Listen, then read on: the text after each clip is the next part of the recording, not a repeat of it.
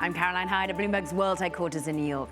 And I'm Ed Ludlow in San Francisco. This is Bloomberg Technology. The market risk on when it comes to tech, Caroline. Not too hung up on all the talk about UFOs. Yeah, geopolitics not front and center for many an investor in terms of a risk appetite. Let's get to it. That geopolitics, at least. Coming up this hour, Ed, Secretary of State Blinken is reportedly considering a meeting with China's top diplomat, the first face-to-face talk since the U.S.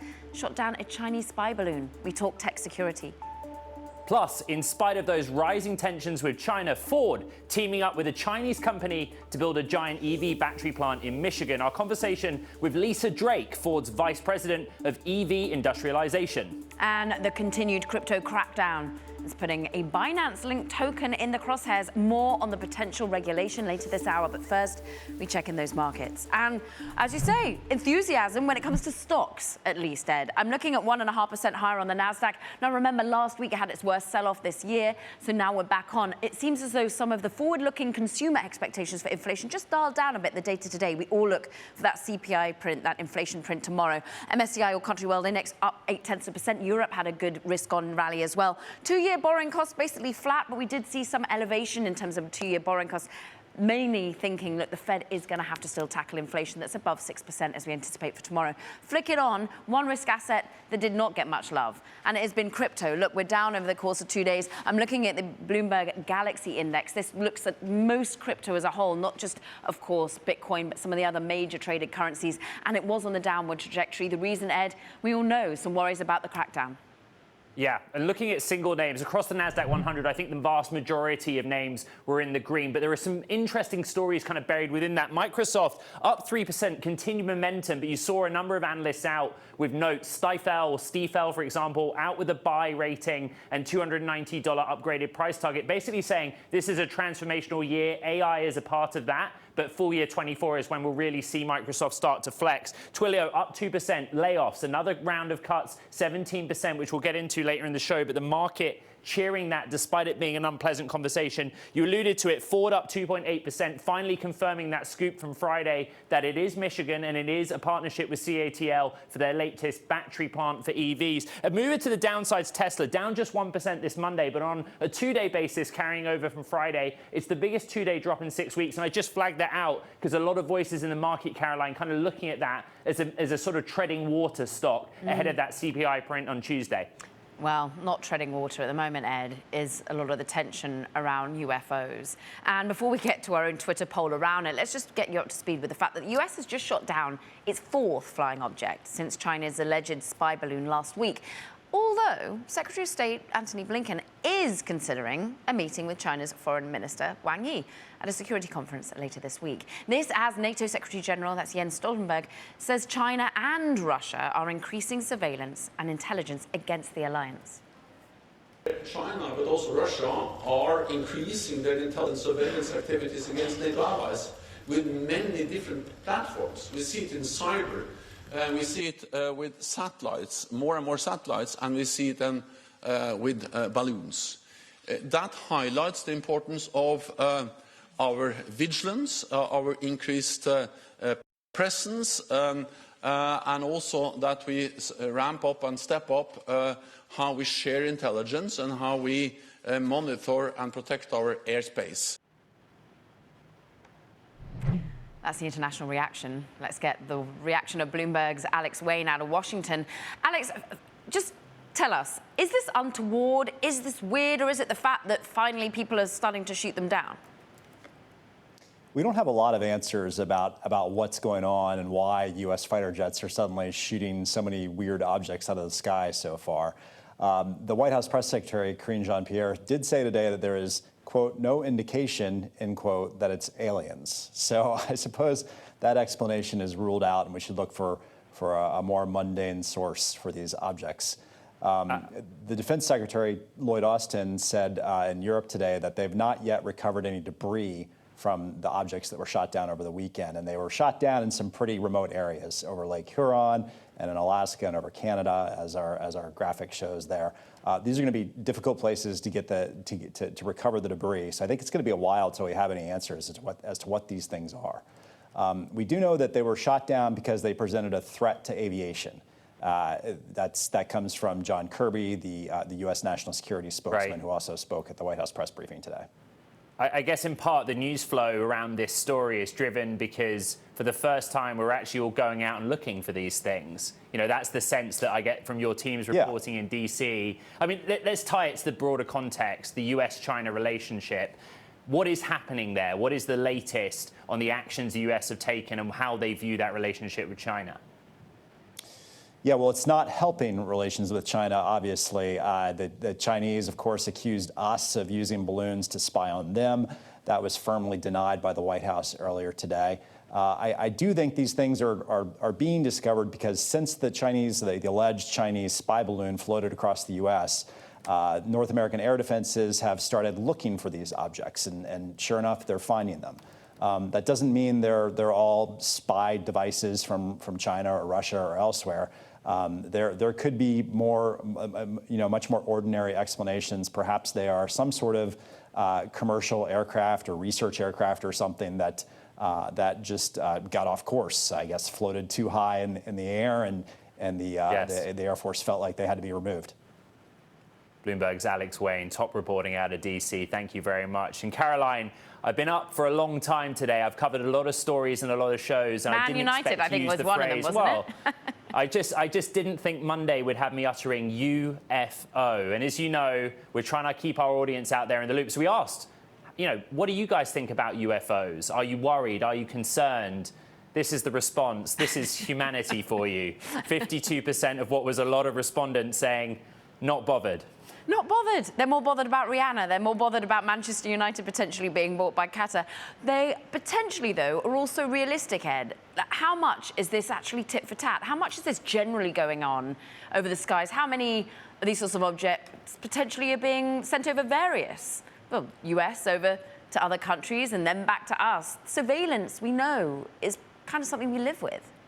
Yeah, jury's out until they actually find the objects which were shot down. Then we can talk about UFOs. But let's continue the conversation nonetheless and broaden it to the risks in technology moving forward, which could become a major headwind for the sector, according to Bank of America. Take a listen. I think the other shoe to drop for tech is just the regulatory background. When you think about cyber attacks, data privacy, this is an issue that's affecting the man and woman on the street.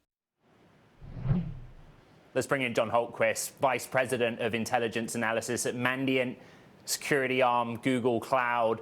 John, you've heard all the preamble, the geopolitical tension, UFOs out there.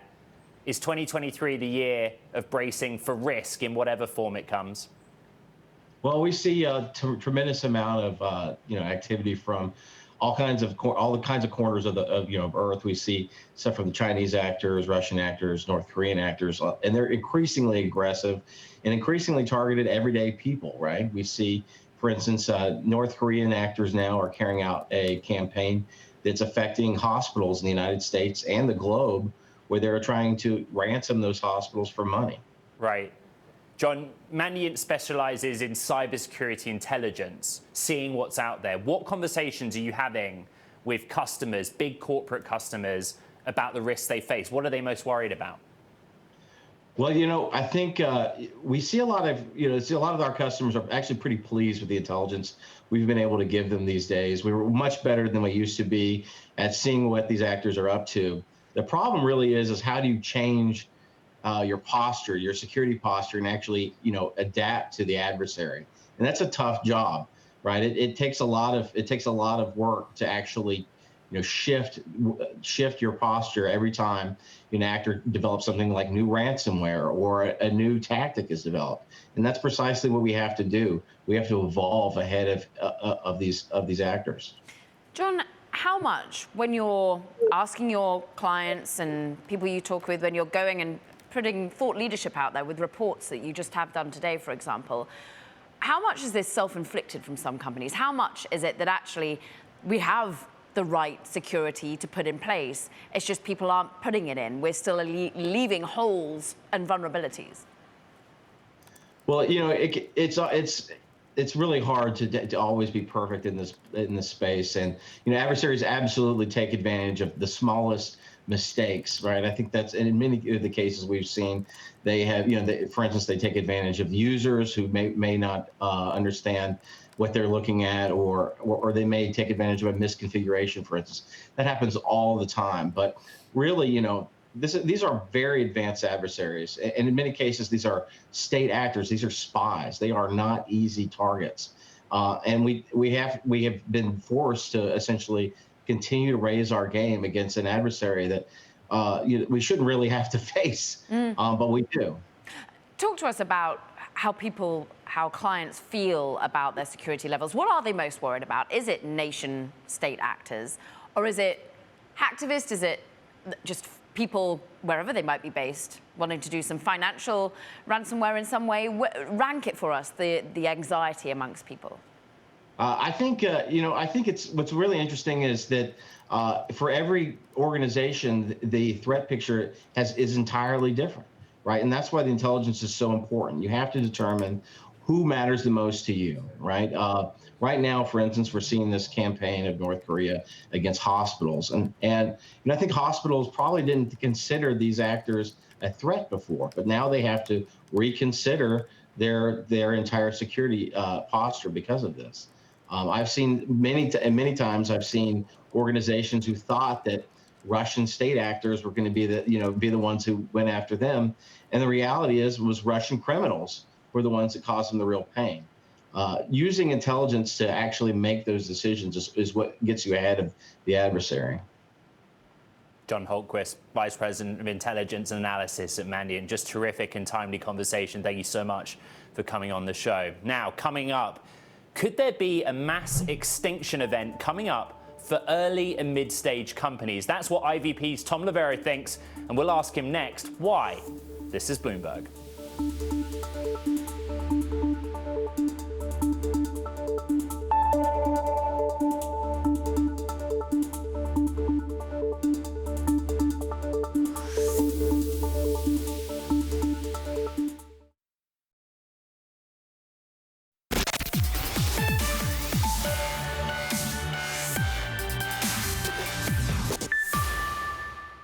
Inflation will come down, but I think it'll stay persistent for a period of time, probably longer than we originally anticipated when they started bringing interest rates up. I personally am optimistic that we will find a balance point in the 5% range. That's my personal view. Of course, this one person's view.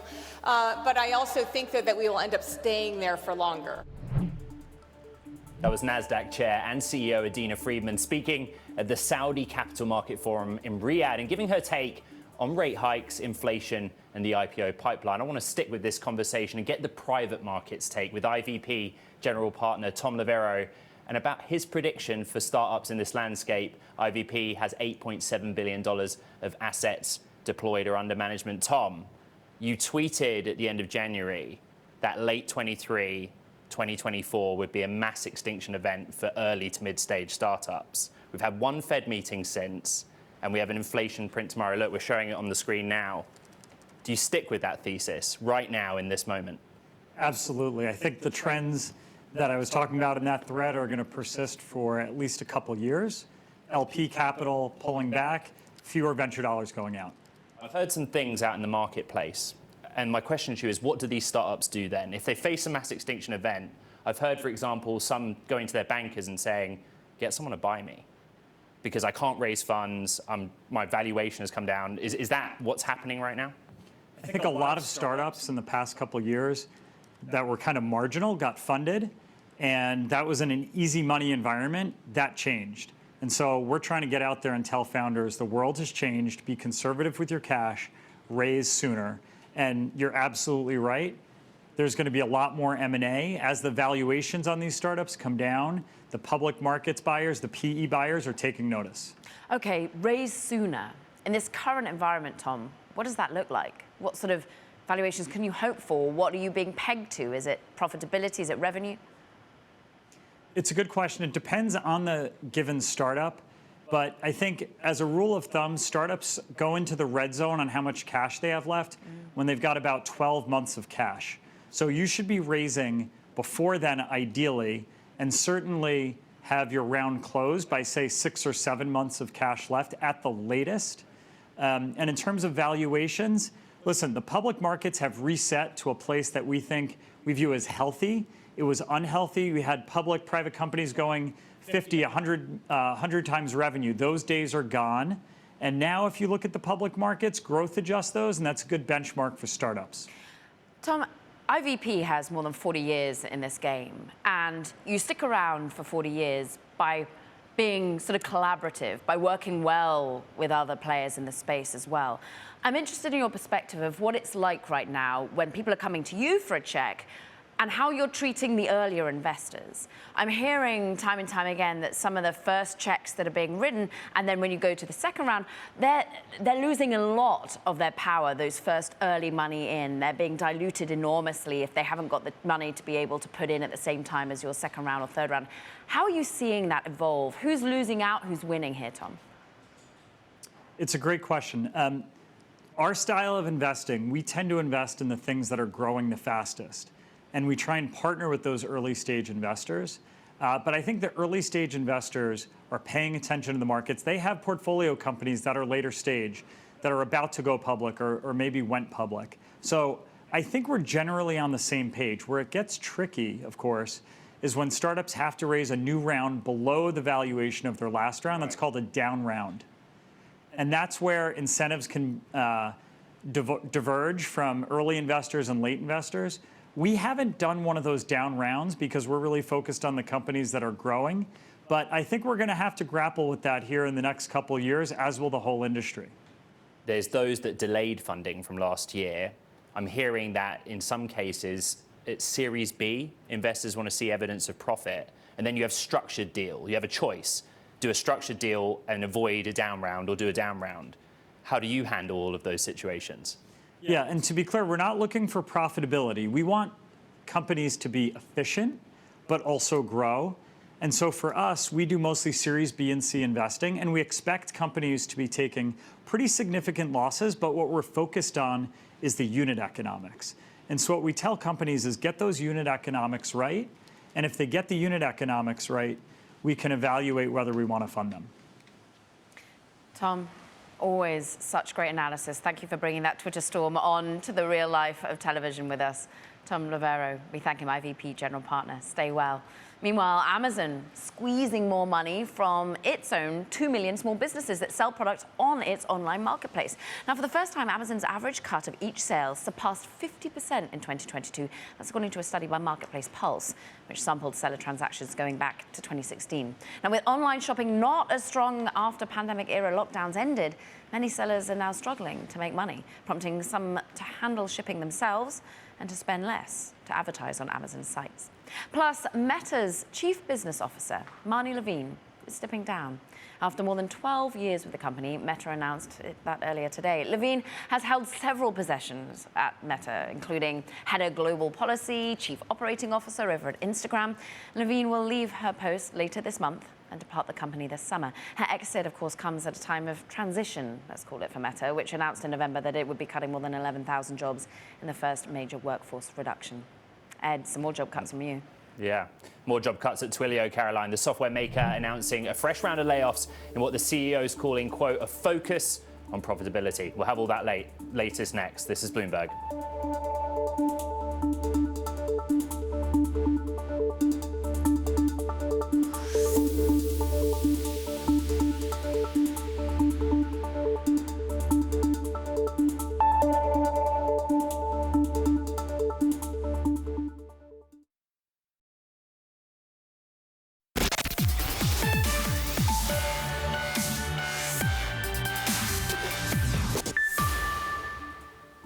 Twilio is the latest tech company to slash jobs, and it's doing it again. The software maker is saying it will cut about 17% of workers just months after a previous major round of layoffs. Now, the CEO also is saying they're planning to reduce office space and pare back benefits as part of the focus on profitability. Here for more is Bloomberg's Brody Ford, and it is notable that they've had to come back and do a second cull here? Yeah, this is frightening if you're a tech worker, right? Because I think most of us assume that if you get a major layoff as they had, it was about 11% back in September, you think if you made it, I'm cool. But no, I mean, this shows that if market conditions continue to worsen, companies will make additional cuts. Today, this brings it to a total of about 26% of the company, which by my math, let me know if I'm wrong, anybody watching, but I think that is larger than any other large publicly traded tech company. Yeah, Twilio is an interesting beast, isn't it? $11 billion market cap, even with the cuts, headcount at 66,000. What I thought was so interesting as well is that they have a founder CEO, Jeff Lawson, and he's addressing his own compensation. What do we learn about the cutbacks he's making to his own compensation? Yeah, so they didn't make a huge deal of it, but he cut his compensation 50%. And many of us are tempted to say, oh, understanding CEO, but you got to remember that's amounts to about 0.4% of his total compensation, right? I mean, this is not a huge reduction. He's still making, well, we don't know what his new comp package is, but compared to 2021, it's about 0.4%. He made about $14.5 million. So we're seeing a lot of CEOs take cuts in compensation, but you got to remember, when it comes to executives, it's not in the base salary, it's in the stock options. I mean, we therefore wonder what severance looks like, what benefits and how they support the workers that they do have to let go a second time. It seems as though a lot of tech companies have tried to be helpful in that way. Ultimately, though, give the read across for us, Brody. Is Twilio different? Is it more exposed than others? Or could this be a domino? Twilio has some unique troubles here. For example, they're unprofitable. I mean, we both know that unprofitable tech has been battered in the current market downturn. I think they lost 81% of market value in 2022. But I think no matter what company you are, if you're seeing this, that a second round of layoffs is possible, that's a frightening thing across the market, no question. Hey, Brody, as you look across the companies that you cover, what is the kind of commonality between them? Is this it? The layoffs are done for this year, or are we expecting more? Well, there are a handful of large companies that haven't done layoffs. A lot of people have speculated why Apple hasn't done them, Oracle hasn't done them. I would say that we are not done. We don't know that, but we see reports almost every single day of this person in the company is anxious, more layoffs are coming. So I think it is not put to bed. I think that people should continue to watch. And if market conditions continue to worsen, no one knows. Right, Bloomberg's Brody Ford, great reporting. Thank you very much. Now, coming up, more clampdown on crypto. Regulators are calling for Paxos to stop issuing new tokens of Binance's BUSD coin. The move sending ripples across the space. We dig into the impact next. Plus, later, Ed, a look back at Sunday's Super Bowl. Well, we can all agree that Rihanna was the real winner here. So, too, may have been some tech companies. We'll discuss later this hour. This is Bloomberg.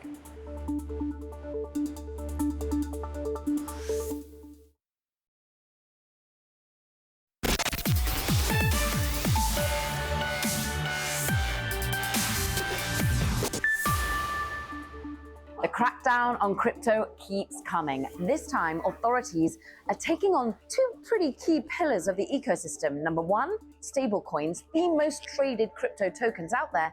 And two, Binance, the world's biggest exchange. Now, on this occasion, the New York finance regulator wants a stop to the issuance of BUSD. That is the third biggest stablecoin out there and also a Binance-related coin. Basically, is actually issued by a US regulated entity called Paxos. There's about $16 billion of them out in circulation. Stablecoins keep their value pegged to another asset, often $1 US. There are about $130 billion of stablecoins out there, and they're often used as a way of providing you stability, basically a non-volatile crypto asset. They're often used for parking your funds in between trades. They're kind of like an oil that helps grease the cogs of trading in crypto. Basically, it acts as liquidity. BUSD is particularly important to Binance because it gets US investors an ability to access its exchange.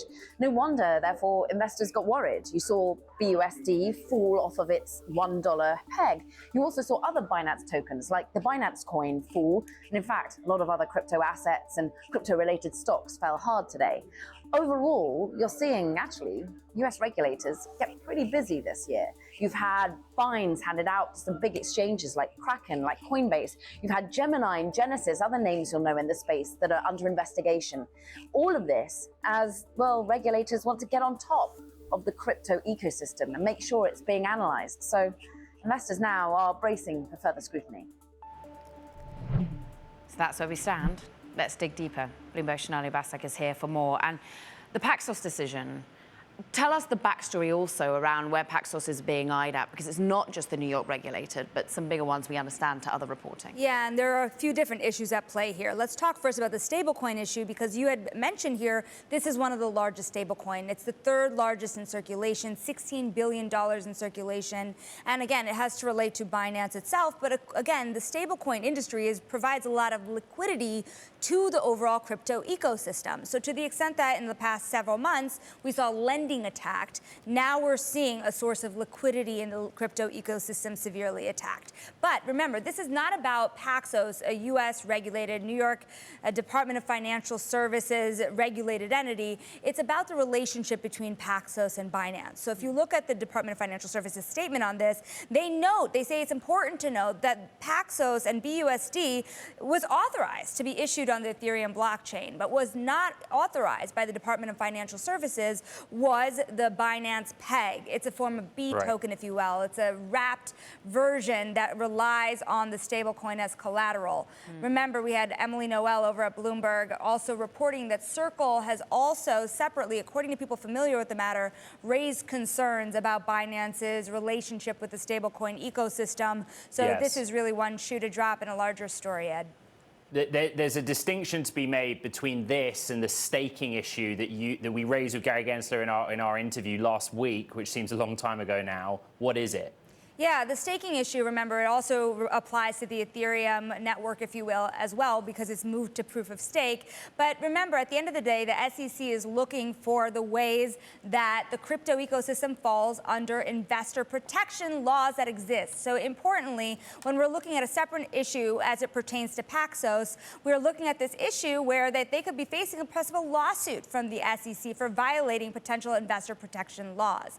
Now, we have not seen any SEC complaint to that effect, but we have seen Paxos issued a statement saying that they categorically disagree with the SEC staff that these would fall under federal securities law, and said unequivocally there are no other allegations. So you see two different regulators extending their authority over the crypto ecosystem in two very different ways. The only thing that the Paxos situation has in common with what you saw with the staking issue is the SEC putting more under their wing in crypto as it pertains to the existing investor protection laws.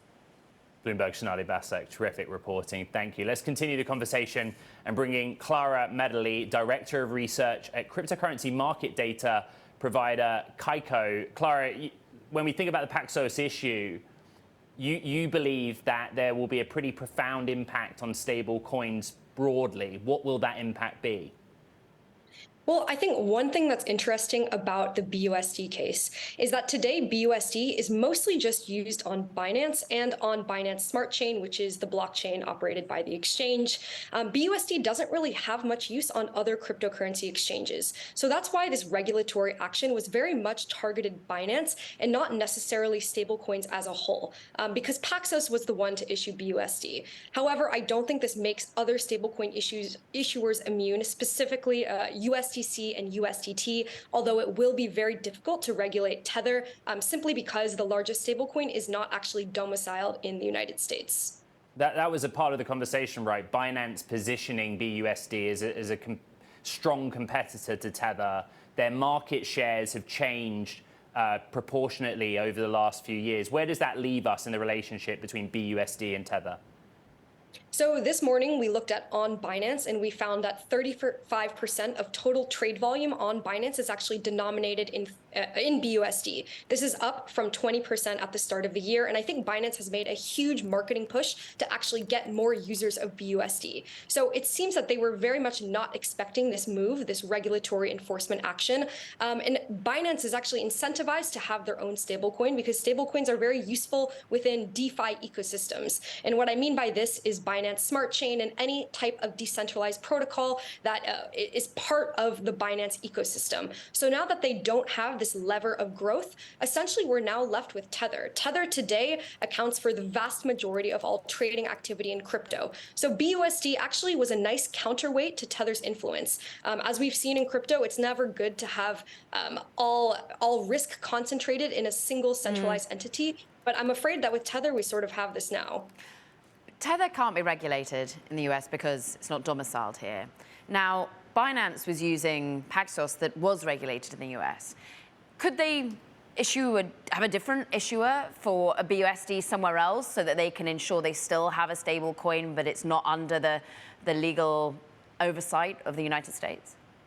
Yeah, theoretically, yes. And I think that's the biggest critique with this type of enforcement action is that it's not getting to the root of the problem. And rather what you would see is actually a type of regulatory arbitrage. That's what we see with all of the exchanges that don't have their headquarters in the United States, is they're simply finding jurisdictions where they can operate and do what they want. Is there going to be an overall global means of regulating in the near future? Is anyone talking with other countries? Have we got any sort of clout other than the SEC? That's a good question. I know that in Europe, they've taken a much broader approach to regulation and actually taken the path of issuing guidance rather than enforcement actions. And so we can already see that there's a large difference across regions. But I think for now, it's going to be very difficult to get a global approach because there will always be jurisdictions that are trying to attract business first. And that always comes with crypto actors that are sort of looking for the friendliest jurisdictions. We were talking with Shonali a few moments ago about the distinction between what we're seeing with Binance, Paxos, and what we saw last week from the SEC and Kraken. And in our conversation with Gary Gensler, what's your read on that specific situation with the SEC basically cracking down on unlicensed security offerings? I think that Kraken had one of the largest centralized staking providers, but it was very different from what we saw on Coinbase. But that doesn't mean that Coinbase is not immune from a regulatory action against their staking service. But there were key differences and like sort of the nitty-gritty of how each one was run. And I think that's what attracted the SEC to first go after Krakens. I also think Coinbase is likely to put up a fight. They have a lot more to lose in this case because they've actually successfully diversified their revenue into the staking business over the past year. And I think one key thing I want to emphasize is that staking is not like the returns on your assets that you got with the centralized lenders such as Celsius. It's a lot different. Staking is something fundamental to blockchain technology, and specifically the Ethereum blockchain. And so it's actually benefiting most people that are staking. There's no losers to staking today. Clara, when you're out there having conversations with players inside the world of crypto and those that are sort of interested bystanders and then those that are regulating, ultimately the calling card of many a company, particularly in the US, has been, we want regulation. Do they like this sort of regulation that they're currently seeing? Well, this is regulation by enforcement. I don't think anyone really likes regulation by enforcement, but that doesn't mean that the industry doesn't like regulation. In fact, after FTX, everyone's expecting this. In fact, it's much needed for any centralized service provider. We're seeing after the Celsius, the FTX collapse, is that you can't really operate with some degree of regulation or transparency. And it's more the enforcement actions that are catching the industry off guard. Clara, thank you so much. I'll dare anyone, and certainly can never dare myself, to be as lucid and as articulate as you are at 11:40 p.m. local time for you. So staying up late in Paris, I know crypto never sleeps, but Clara Medley, come back soon, we hope, Director of Research over at Kaiko. Ed. Yeah, terrific interview. Coming up, it's the first time a vehicle designed without human controls has carried passengers on a public road. We'll have more on that story next. And before we head to break, Cara, I just want to take a look at Palantir. Really interesting. The shares surging in after hours for Palantir. The company recording its first ever quarterly profit in the final 3 months of 2022. Get this, Caroline, 1 cent per share on a GAAP basis. Woo. And it's saying that this year, full year 23, will be its first profitable year, but the market likes it. We're up 16% in after hours. This is Bloomberg.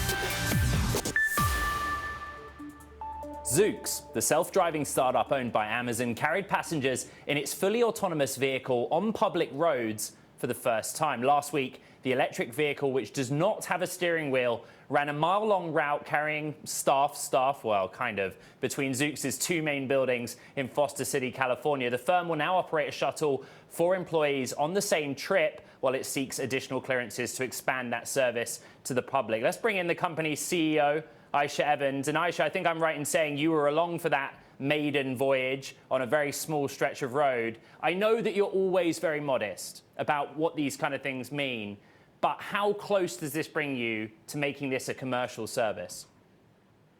First of all, thank you for having me, Ed. Look, yeah, modesty is important, being humble is important, but this is a big moment. I'm not going to downplay it.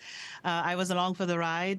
This is really the beginning of that foundation, that from here we add additional operational design domains, more testing, extend our permit to carrying the public, and then on to our first paying customer. How much does it matter that you beat Cruise, General Motors' Cruise, to carrying passengers on a public road in a purpose-built autonomous vehicle? So, Ed, I think you know me well. There's a reason I call Cruise and others fellow travelers as well as competitors. And so we're in a race with the business and creating it. It does feel good, though. It's been 9 years working on this product and getting it out there. And so it does feel good. But this is about Zoox and focusing on going to market. Okay, so take us there, going to market. What sort of timeline are we looking at for a paying customer? So first thing is carry our employees. They will teach us a lot about the service. Anytime you carry hundreds and a couple thousand people, you learn a lot about the service. We're also seeing what's going on out there. So look, we're going to continue testing. We're going to continue expanding the operational design domain. We're already breaking other first. I can tell you that 35 miles an hour feels really great. I can tell you that the vehicle handles some really interesting scenarios flawlessly. And so it's about making sure we're ready. And we've said we're going to go to Las Vegas. We're going to San Francisco and continue from there. Oh, come to New York. Meanwhile, I mean, the traffic's terrible, unfortunately, Aisha. But talk to us. I'm not afraid of the traffic in New York, but there's this little thing called snow. Yes, well, we haven't had any yet. We haven't had any snow. Really? Don't know what's happening with global warming, but it's still no snow in New York. People are worried, Aisha. But talk to me about, you said, look, 9 years in the making. You've been at the business since February 2019. How many have you actually manufactured now? How many do you think you can ramp up to? Oh, okay. So we've manufactured like in, tens, basically. We're building more as we speak. As far as manufacturing, we have a manufacturing facility in California, right by our headquarters, where we have enough to cover several cities. Aisha, as you know, I've been in that factory with you. I've seen how you make them in a sort of modular package Lego type way. When you came in February 2019, I was talking to Caroline about this earlier, your principal job was to secure this company's financial future, and you did it. Amazon bought Zoox. What is Zoox's access to capital like? And the parent Amazon had to make a lot of layoffs. Is Zoox having to cut back in a similar way? So, look, the partnership with Amazon has been fantastic. Obviously, we understand that with the macroeconomic environment, one needs to be prudent. We are sad that, folks are losing their jobs across the industry. It's a small, tight industry. We all know each other. Zoox has always been prudent. I have actually an internal phrase that an Aishaism. We don't binge and we don't purge. We're very prudent. We are lucky and fortunate to be in a situations where we're still going to grow this year, but we will continue to be prudent. Aisha, what is the next big milestone for Zoox? What do we hold you to account on? Getting to the point where we're carrying non-Zoox employees. So first, all Zoox employees. Right now, not everybody can ride. By the spring, all Zoox employees will be able to ride on a continuous basis, and then extending the permit to be able to carry external passengers. And then again, that first paying customer. I've told you that that's my big, big personal milestone. You have told me that a number of times now. We'll have you back when you achieve it. Zook CEO Aisha Evans, thank you so much for joining us on Bloomberg Technology. Now, sticking in the world of EVs, Ford announced a plan to build an EV battery plant in Michigan in partnership with China's CATL, a deal that will create about 2,500 jobs, but which comes at a time of growing tensions between the US and China. I caught up with Ford's Vice President of EV Industrialization, Lisa Drake, earlier today. Have a listen. You know, as part of that plan for 8%, we've announced that we'll build 2 million units in 2026. And if you think about it, this LFP battery plant, which we have announced will build over 400,000 vehicle sets worth of batteries, that's about 20% of that 2 million. And this battery plant will be able to build one of the lowest cost types of batteries in the United States, especially when you take into account the production tax credit. So this is a key landmark project for us on our way to 8%. Lisa, a key landmark. You've had an event there today. Did you invite President Biden to that event? Well, I think you'd have to refer that question to the White House, but I can tell you we've certainly appreciated the White House and the administration's support on the project so far. And Lisa, of course, we know that the White House has at least been pushing pretty hard here to expand, I guess, the availability not only, of course, of the cars themselves, but the batteries and other technology that we need to make those cars. But, of course, a lot of questions also about who we partner with. This deal with the Chinese company, I'm sure, as you know, whether it's fair or not, is going to raise a lot of questions here about what we're sharing with that company with regards to our own homegrown technology. How do you address those criticisms? Well, I'd start with the fact that the LFP technology is very prevalent in the U.S. already. It's in many of our consumer electronics devices. It's actually being imported today in some of our competitor EVs. And so the technology exists in the U.S. This project is really meant to de-risk that importation strategy by actually localizing it here, building the technology here in the United States and in the state of Michigan. And we have the Ford industrial know-how and the manufacturing capability that we will bring to bear, and we're licensing the actual chemistry and the technology from CATL. But most of the knowledge base will reside in Michigan and in the United States. Just keep on coming, these EV conversations. Ford's Vice President of EV Industrialization, Lisa Drake, there with Romain and Ed earlier. Meanwhile, Ferrari CEO, that's Benedetto Vigna, told Bloomberg that the Italian supercar manufacturer is fully on track to unveil its first fully electric vehicle in 2025, saying electrification is a new way to provide customers with a unique driving experience. We have a clear plan. We have a lot of competencies in the company to keep developing a car that is unique from all points of view, from aerodynamic, from performances, from design. So the electric Ferrari would be a unique Ferrari.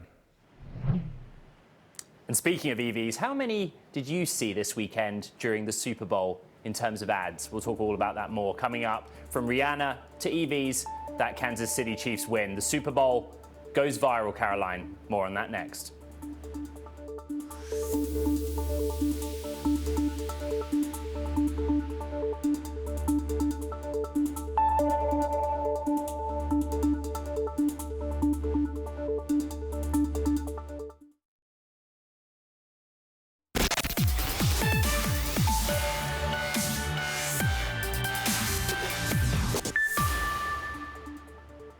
Boy, did it go viral. And it's still viral today. Sunday's Super Bowl. And tech, along with Rihanna, a key player at this year's game. Apple betting big on course of Rihanna's halftime show. Ed, I mean, she dropped the mic. Extraordinary that she was able to announce pregnancy at the same time as performance, at the same time as basically getting on what looked like giant iPhones in the sky.